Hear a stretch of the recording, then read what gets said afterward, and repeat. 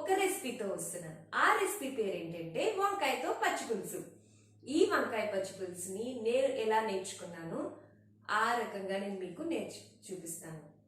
ఈ వంకాయ పచ్చి పులుసుని ఇన్స్టెంట్ గా కరెక్ట్ గా 10 minutes లో మనం ఈజీగా ప్రిపేర్ చేసుకోవచ్చు. మనం పెద్ద ప్రాసెస్ ఏమి లేకుండా ఈవినింగ్ టైంలో ఇలాంటి పులుసుని చేసి వేడివేడిగా మన పిల్లలకు సర్వ్ చేసాము అంటే చాలా చాలా రుచిగా ఉంటుంది. ఈ వేడివేడిగా అంటే వేడివేడి అన్నంలో వేసుకుంటే చాలా రుచిగా ఉంటుంది. ఎందుకంటే పచ్చి పులుసుని మనం ఎలాంటి ప్రాసెస్ గా చేయము, ఓన్లీ వంకాయలు మాత్రమే వేయిస్తాం. మిగతా అన్ని పచ్చి పచ్చిగానే ఉంటాయి. ఆ వంకాయ పచ్చి పులుసుకి కావాల్సిన పదార్థాలని తయారు చేసుకునే విధానాన్ని ఈ రోజు నేను మీకు చేసి చూపించబోతున్నాను. రండి చూద్దాం. ఫ్రెండ్స్, ఈ వంకాయ పచ్చి పులుసు కోసం ముందుగా ఒక ప్యాన్ తీసుకుని ఆ చిన్న ప్యాన్ లో ఆయిల్ ని పోసుకోవాలి. అది ఆయిల్ వేడెక్కిన తర్వాత చిన్న చిన్నగా మనం ముందుగా రెడీగా పెట్టుకున్న వంకాయని మనం లో ఫ్లేమ్ లో పెట్టేసేసుకొని మనం వేయించుకోవాలి. ఈ రకంగా అటు ఇటు తిప్పుతూ మనం వేయించుకోవాలి. వంకాయల్ని మనం కట్ చేసిన వెంటనే ప్యాన్ లో వేసుకోవాలి.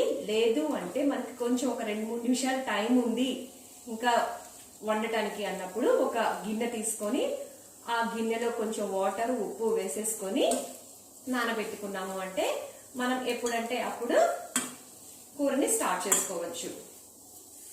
నేను వెంటనే స్టార్ట్ చేసేసాను కాబట్టి నేను డైరెక్ట్ గా వేసేసుకున్నాను.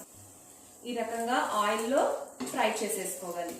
ఈ మధ్యలో నేనేం చేస్తానంటే ఆనియన్స్ ని కూడా కట్ చేసుకొని రెడీగా పెట్టుకుంటాను.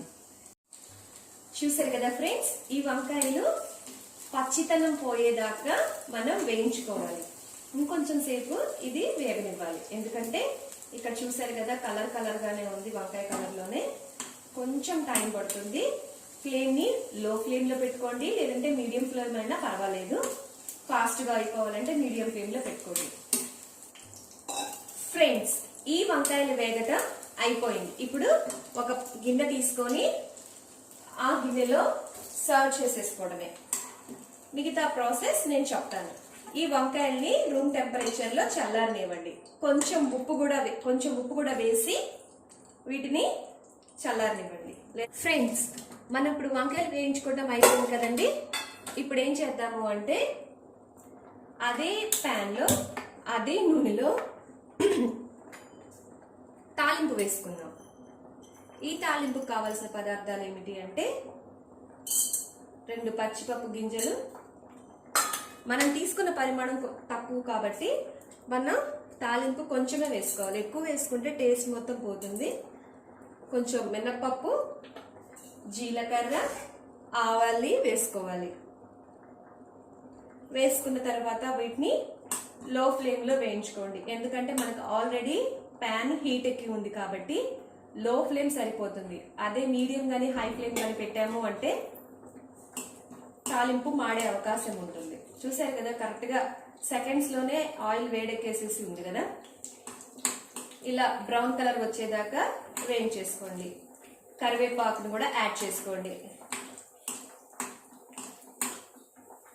పచ్చిమిరపకాయలని కానీ పచ్చిమిర్చిని కానీ మనం వేయించుకోవాల్సిన అవసరం లేదు. ఎందుకంటే ఇది వంకాయతో మనం పచ్చి పులుసు ప్రిపేర్ చేస్తున్నాం కాబట్టి ఈ రకంగా మనం ప్రిపేర్ చేసుకోవాలి.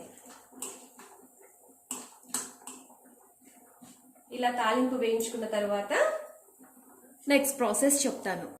చూసారు కదా ఫ్రెండ్స్, తాలింపు వేగింది. ఇంక ఈ తాలింపును తీసేసి పక్కన పెట్టేసేసుకోవడమే.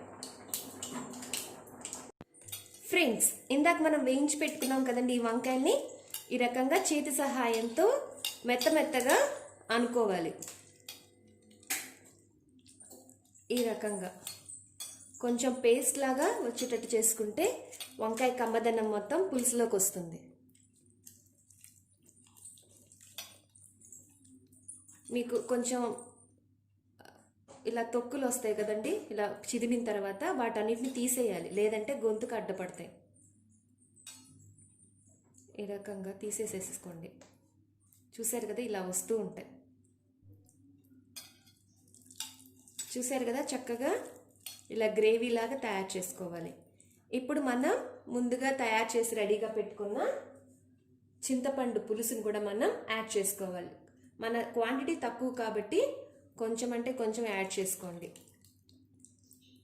ఇలా యాడ్ చేసుకున్న తర్వాత అందులోనే ముందుగా కట్ చేసి రెడీగా పెట్టుకున్న పచ్చిమిర్చి, అంతేకాకుండా ఉల్లిపాయలు కూడా మనం యాడ్ చేసేసుకోవాలి. ఈ రకంగా యాడ్ చేసుకున్న తర్వాత మళ్ళీ చేతి సహాయంతో ఇలా అనుకోవాలి.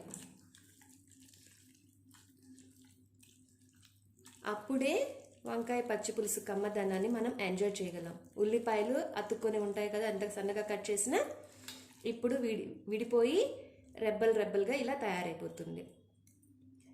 ఇప్పుడు మనం ముందుగా తాలింపు కూడా వేసేసుకున్నాం కదా ఫ్రెండ్స్, వాటిని కూడా మనం వేసేసుకుందాం. అంతే. ఇప్పుడు మనం వాటర్ని కూడా యాడ్ చేసేసుకుందాం.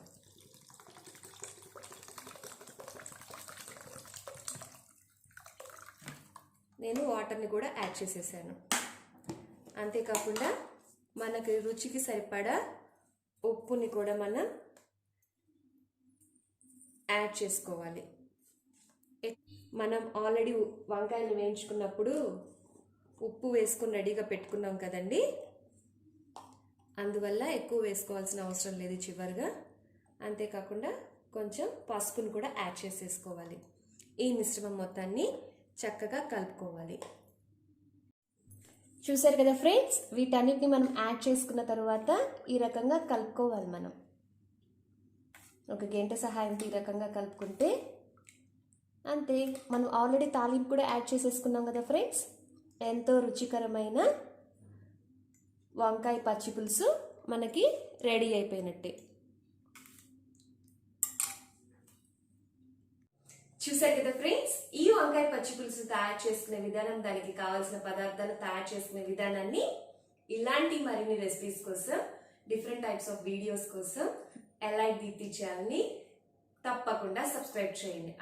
అంతేకాకుండా పక్కనే ఉన్న బెల్ ఐకాన్ మీరు క్లిక్ చేస్తే నేను ఎప్పుడైనా కొత్త వీడియోస్ అప్లోడ్ చేస్తే మీకు నోటిఫికేషన్ రూపంలో వస్తాయి. Thank you for watching my channel. Thanks for your support. మీ ఎలైట్ దీప్తి.